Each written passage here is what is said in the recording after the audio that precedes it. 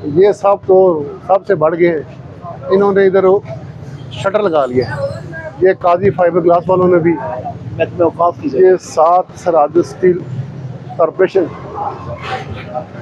इन्होंने सरहद steel corporation, सब काजी फैब्रिक्स एंड इनके गिलास है के भिजवाएंगे सरहद स्टील सब सिटी को, तो वो उनके खिलाफ कार्रवाई होगी, दुकानें सील करवाएंगे इंशाल्लाह।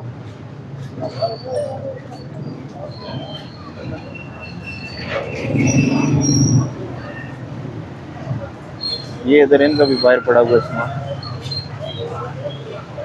ये रास्ता आपने बंद किया हुआ है, ये दोनों साइडों से बंद है।